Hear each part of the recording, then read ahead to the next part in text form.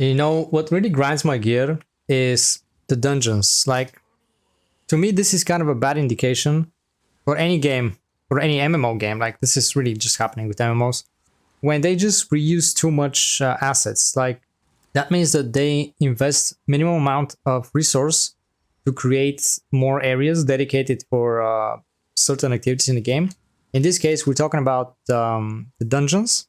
So I think every single dungeon, starting from the basic ones, are just isolated parts of the open world maps. So they didn't really create dedicated maps just for dungeons like most other games actually. Even way older and cheaper games actually have specific individual maps for dungeons. But this, while it seems like a high quality product on the surface, it uses just open world maps with barriers for dungeons, basically, for instance. And this is like with everything. So all these dungeons, this is Temple of Silvernets from the Abyssal Dungeon. I think that is from Shadowed Crypt. I think so. And that's just Ant's Nest. Then again, even more obvious, they literally just reuse the same area mostly. That's Abyss, the same like Spectre's Abyss. Temple of Slaughter is the same as Rolling Temple. And we have Cave of Destruction, which is Cave of Desperation. And now we have a few new ones, but still from the open world map. Cursed Wasteland is basically just some small part of this area around here. Then we've got Butcher's Canyon, which is Akidu Valley. That is around here. And then for 2-star dungeons, you have the same thing here, which is Valley of Slaughter. Void Waste, pretty much the same as Cursed Wasteland. And you have Tyrant's Isle, which is, that's from Soradoma Island. Again, just using the same map layout, nothing unique here. In 2-star dungeons, that is basically an upgraded version of Tyrant's Isle. And these may seem to be a bit more unique, but Carmine Rage Island, we still don't have that map unlocked for open world. But the map is this one. And as far as I know, as far as what I've seen online, this is going to be Nebula Island. They just reversed it. They first unlocked the instance and then the open world map, but it doesn't matter. It's just reusing the same asset. Torture Chamber of Screams, it's in Shadowed Crypt, and that's the only one that has a small part of that, which is actually a bit more unique, but it's just very small part of that. So to me, that's just very bad sign. I know it's a business, but it's like just resell the same thing with small adjustments. You know, it's just not a good thing. It's just a bad sign. They're just trying to sell it as more content, as new content, but it's really not. I'm sorry that this is going this way, but I don't know if they're going to change anything in the future. There are other things that point into not very good direction, but we'll see. More reused content actually is, like, I think I mentioned that before, but things like these dynamic events, which are actually the most static events you can think of, including the field bosses as well. They're basically all just more of the same thing. Every single one of these, in every single map that it happens. The only unique thing about them is the team, obviously, based on the map. Like, here you'll be killing orcs, here you'll be killing werewolves, here you'll be killing like desert animals, and so on and so on. Here is demons. But it's basically just the same thing with just slight variations, slight adjustment. You just queue X number of things, collect stuff, deliver stuff, and compete with anybody else. Again, they either didn't have the creativity to create something more interesting, something more engaging, or they didn't want it to. They didn't want to spend the resource on making more interesting stuff. And we can just compare that to, let's say, Guild Wars 2. You have all of that as well, but you have way more on top of it. Like, for instance, some events actually trigger whenever there's some condition that has been met. For instance, you got to do one particular event to unlock another, and you can fail, which can actually trigger a different event. And specifically for field bosses, it's even more interesting, which is world bosses, basically. You have massive maps, like, for instance, let's say this whole map here, right? And I'm not talking about, this is multiple, like, segments, but those are very small maps. Like, let's just say a map the size of, let's say, this region here. There could be a massive event that is going on the whole map, and it would last, like, let's say, up to 1 hour. And you have to do different things, like multiple groups of people have to do different things, and also be coordinated, at least to some extent, and accomplish certain tasks. And if some of them fail, you may fail the whole thing. And this could last for like an hour, and you have multiple different events going on like different like chains of events. And in the end, the event will conclude when you reach the final point, where there's going to be like a massive world boss, and it's going to be even more interesting and engaging mini events around the boss. It's not just DPS meter basically, because all these bosses, you know, they have their own unique mechanics, but as a world boss or field boss, they're very irrelevant, and none of those mechanics really matter because you just overpower them by simply sheer number of people. Like even if they scaled more and simply make them stronger, that would not change anything. It would just be still DPS meter and nothing engaging. And also they're all instance based except the conflict ones, which make it even less, how do I say, less engaging. In Guild Wars 2, you have like smaller things that you have to do, and you can actually fail killing these bosses. For instance, there's one boss where you have to protect some points on the map, and if you fail to protect them, small ants and minions will destroy them, and then you fail the whole boss. You cannot finish the boss, which is way more engaging, way more interesting. And also there's another event where the world boss is actually 3 bosses that look very much like Queen Belendir, like massive worms. It's still a pretty interesting event because you have to have 3 big groups of people going against each of the 3 bosses, and you have to kill them at the same time, or like in a very small window of time. And if you fail, the other 2 will just recover some percent of HP. And there's multiple big events that have similar mechanic where people actually have to be coordinated. It just shows how much more they invest in the game. You see here in this category, we have all these games, right? We have Terra Online, which is, in my opinion, one of the best action combat MMO. Sadly, it's shut down. You can no longer play it. I mean, you can play it on console, I think, on Xbox. I don't know about PlayStation, but this was actually a really awesome game. I remember playing it like when it was released for global. That was like 2012, I think. I was still in high school. It was really cool skill shot game. Like you had no targeting whatsoever. Most of your abilities would attack multiple targets as well. And here it says like, look at these, those like some on some other websites, you have like true action combats, right? Because when you say action MMORPG, you look at these games and some of them are in that category. Like for instance, Black Desert Online is also kind of like that. Guild Wars 2, pretty much, yeah, a lot of these games, true action combat system. And one of the things that would determine that is that you can actually attack without having a target. You can use your abilities without having a target. Even regular attack abilities that you just shoot something like a projectile or whatever. Interestingly enough, Throne and Liberty also counts. It's right here. Action MMORPG games. If you go in, and let's say I try to use any of my abilities out in the air, just like that. I can't do that. I don't have a target. I can't use the other one. You can use AoE stuff that are right in here, but that's about it. You can use your buffs, obviously. You can use mobility skills. That's AoE as well, no target. Even this one needs a target. That's AoE stun, devastating smash, but you still need a target. The point right here is that this is not really an action combat system. You still need to have a target. Like you can't have these 2 games in one category. Like Terra Online and Throne Liberty are so much more different in terms of the way the gameplay behaves, like the way your character behaves, how you target NPCs. Pretty much it's just so much different. Alien is actually also developed by the same studio, Blue Hole, but it was pretty much a disaster. So much assets from Terra Online. So they tried to just resell the same game, released in Korea December 2020. This was probably around the time Terra was shut down, released for global in 2012. 2012, Terra was shut down, pretty sad, but the companies that were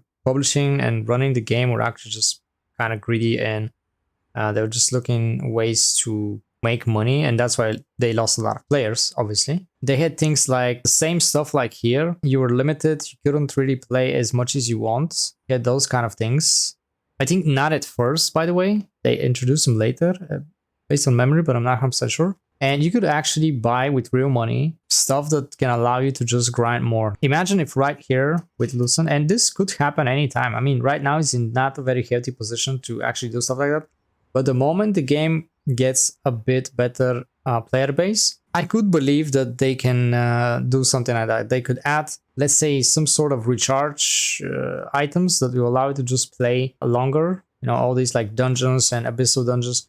They could probably sell stuff like that right here. And that would be, I'd say, the worst thing if they do that. That's going to be even more pay to win than right now. But yeah, around this time when Terra was shut down, they launched Elion, 2020, 2021. Yeah, pretty much the first couple of months, people immediately saw the resemblance. It was just 1 year later. Just imagine the bad result. Like, look at this. Let's just look at it actually. Just compare both of these games and you see what I'm talking about. At the time, that was actually pretty awesome. The graphics and everything was actually looking pretty nice. And I really liked this game. I played it for, I'd say, more than 1 year, to be honest. Then look at Elion. Like, obviously, it looks a bit more, like, a bit better in terms of graphics, but it's basically the same. Like, the UI is a little bit different, obviously, but it was pretty much the same thing. They even reused models, but if I can find something. The classes were probably almost the same. I never actually get the chance to play this game.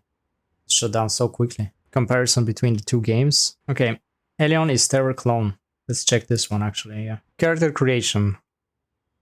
So, right, basically, look at this. So, Mystic, you had the same class in Terra Online. It's probably behaving in the same way. Elementalist, the Mage, basically the same thing. Assassin, yeah, you get this. Gunner, again, you have very similar thing in Terra Online. Probably the first one be Warlord.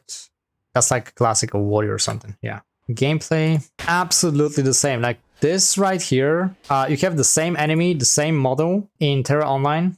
It looks a bit different, like just visually they changed it a little bit, but proves my point from earlier when I said that reusing assets is a bad sign. And here they actually reused assets from a completely different game, patched it together to make a new game, but it's the same thing. So basically the only thing they changed here is just the outside, the shell of the model, right? So they had the model has animation, kind of like animation set, so those things are pretty much the same. They're doing the same thing. The attack is the same, absolutely. You see? Basically all the parameters, all the stats of that model are identical, and the only thing they did was just change the outside look of it, like this, just reskinned it basically. So that is already a bad sign, and you see right here that when they did this, the game just died in 1 year. I haven't seen many games that get shut down in such a short period of time. So that should tell you how bad it is. And this is my concern when I'm talking about Throne and Liberty, that they're already doing the same thing inside the game, obviously, and it's like not as bad, but still. And you know, even Blizzard is reusing assets whenever they make stuff, but still they create so much more that it's not a big deal if they reuse some model, for instance, right? Like it's not the main thing, but here it would be the main thing. And in Throne Liberty is already kind of the main thing because we're talking about dungeons. Like the whole dungeon, the whole map is the same. The boss models are also the same. Like if you look at 3-star dungeons, the new dungeons are also reusing old models, basically. You need to look at that. Let's just look at what else they have here. Same thing. Let's look at the next one. Absolutely, there it is. That's Terra. Absolutely the same thing. That's how it looks in Terra Online. Obviously, the graphics are a bit worse. Yeah. Some of the movements were removed, obviously, but pretty much absolutely the same thing. Using its pincers exactly like in the game. So just look at these mechanics for example. Yeah, there we go. That's Elion and that's Terra Online. Again, those are like big monsters that Terra Online was kind of popular with, and it was really awesome that it's not like a boss. It's like regular minions outside that they're like one idea more difficult to beat, and that was really cool because you had like a lot of interactions with them. And just the whole general fight was really engaging and interesting. And I know some people play Black Desert Online for the same reason. It's super grindy and maybe kind of pay to win, but the actual combat is so satisfying that even just playing just like that is just fun. It's just engaging and interesting. And Terra Online was basically the same thing. It was still kind of grindy, maybe not as grindy as Black Desert, but the combat was just so awesome that you just enjoy playing it, and you didn't care about your progress that much, right? Eventually you progress, you know, you needed months to gear up and so on, and maybe even more after that, but it's really awesome. However, it becomes a kind of an issue if you just reskin a whole game and just release it later, because might as well we could have just kept Terra Online because it's basically from the same developer, and that's kind of it's just a really bad practice. Or these movements from the Skullhound. You'll notice how it moves. Now the jump, it's a little bit different. Even the hand movement, it's a little similar. Yeah. That movements were obviously the same as when the Fimbullisk. Look at this. And the after effects is a little bit different on Elion, but it's exactly the same thing. In fact, these exact movements are other monsters that you'll see in Terra's. The reality is, yes, Bluehole actually did use the exact same models from Terra Online. They use the same rigging, the animations and everything, and they just changed the models a bit to look a little bit more different to fit obviously Allion stuff. So what does this mean? Yeah. This means that they used assets they already existed on Terra Online, and they just kind of transferred it over to Allion. So basically that means that they just didn't really wanted to invest anything more to create an actually new game. And because Terra was already kind of a bad product because of their practice, they just wanted to reskin. It's just marketing and then try to sell the same thing to people. It's just bad. To kind of create dungeons, and there were bosses that played just like Antaros from Antaros Abyss. So what else do we have here that actually counts as action? Like Lost Ark. I can't even believe that this is still considered MMO. I mean, I tried it for a while. I played it like over 100 hours, and I don't think I've even interacted with anybody in the game, to be honest. Like, I was just playing on my own. The leveling journey was so alone and boring, to be honest. Like, you had no people. And that's another practice that they do for these games. Whenever the game is dying, they create boosting events so that people just get to the end game, and they already like delete other content. That's indication the game is dying.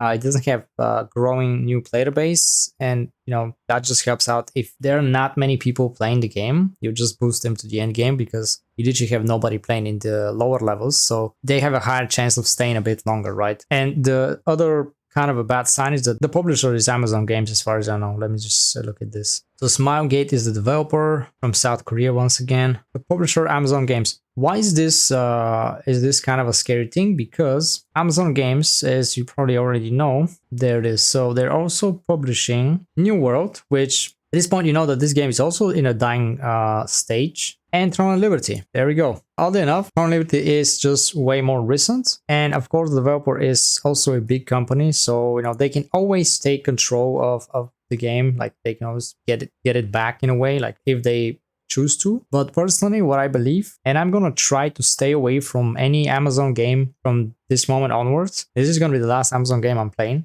and because they're all just pretty much thinking about money and nothing else, they're destroying these otherwise good games. But yeah, I mean, if NCSoft takes back, I don't know if this is the right way to say it, but things go sideways, they just get the game back and they publish it themselves, it may be way better. Because before that, you had games like not only Lineage, which is like super classic, it's legendary, basically, both of the games. Not only that, but also Guild Wars, at least partially because it's different developing team, but still, the game is, even Guild Wars 1 is still running, by the way. So you have Guild Wars 1 and 2, you have Lineage 1 and 2, Blade and Soul, which is maybe not as popular, but also kind of a good game. I've never tried it. Oh yeah, you have Aeon as well. And at the time, Aeon was also kind of a good game. So you see, we have way bigger chances of having this game kind of like develop properly over the years and kind of stay on if NCSoft take full control of it. While if Amazon Games keeps it going, it's just a historical chart, basically. It's just simple logic. I haven't really seen most of these other games, but I know for a fact from the MMO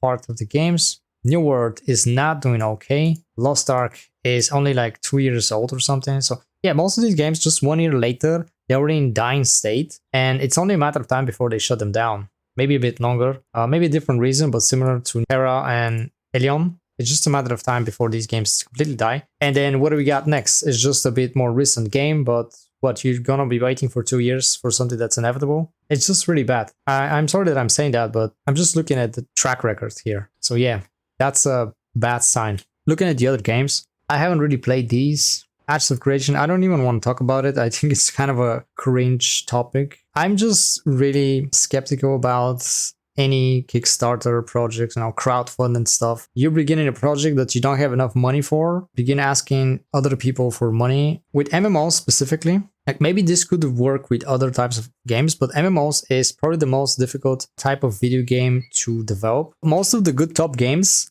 have a good history before that, and they have created other games that are non-MMO that made them popular, and this is how they generated revenue. And once they decided they're big enough, they begin creating MMO because it's just really big projects, right? You look at, let's say, top MMO games. And, you know that they're actually putting... It's just funny to me to see games like Lost Ark and World of Warcraft in one list. But based on Google's, I don't know, Google's algorithm, those are top games. Sadly, it's just all over the place, man. How can you put all these games together? Like the actual very best games. Okay, let's just assume that this is back in the days there was just a different way that Google was showing the top games or stuff like that. But obviously you have Guild Wars 2, which that's kind of exception, I guess, because I don't even know if ArenaNet had anything else before Guild Wars 1. But I guess at the time you didn't had big competition because that's 2005 Guild Wars 1. That's Guild Wars 2 actually. World of Warcraft 2004.